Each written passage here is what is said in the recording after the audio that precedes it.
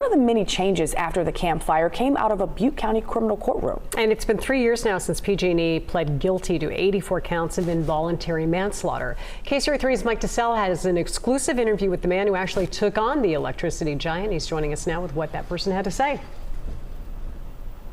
Yeah, and Deirdre, this is a man, for perspective, who called PG&E the largest corporate killer in United States history. And beyond just the deaths that happened in this fire, he says something else happened in court that he believed helped to change the culture of this utility. Now, of course, we're talking about Butte County District Attorney Michael Ramsey. He and his team made the decision to take PG&E to criminal court to hold them accountable for putting, in his words, profits over safety and jeopardizing lives for years.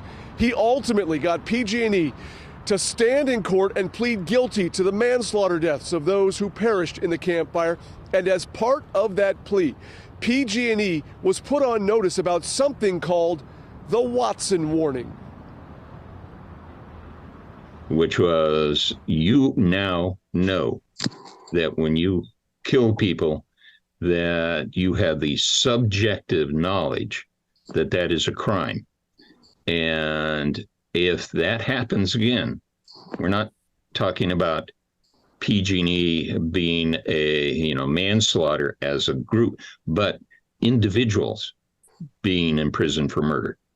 And that, in our mind, had an inappropriate effect upon PG&E management and their entire organization. And one of the clear changes that he says he has noticed is that those voices of safety that existed within the organization during the Camp Fire have now been promoted to positions where they can actually make a difference, because at the time of the Camp Fire, Ramsey says that those voices were marginalized by leaders who he says were clearly putting profits and the priority of profits over safety and the maintenance that possibly could have avoided that 100-year-old piece of equipment falling and sparking that deadly campfire. Back to you. I know you and the photographer you're working with today, Paul Westbrook, you were the ones who went back into the town the next day for us. Do you remember driving in and maybe some of the thoughts that you had?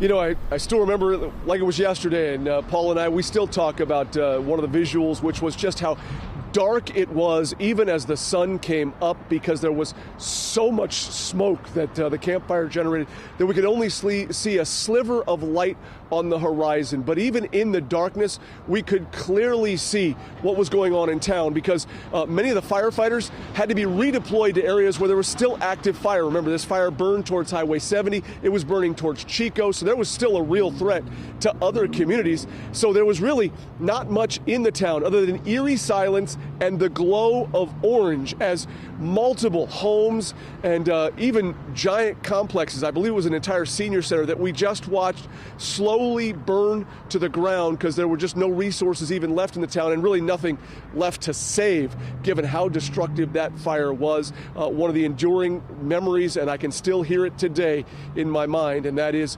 standing there amidst all of the burning remains of that town and standing at the school that was unscathed, or at least survived, and listening as the fire alarm continued to go off, even as the entire town had been evacuated.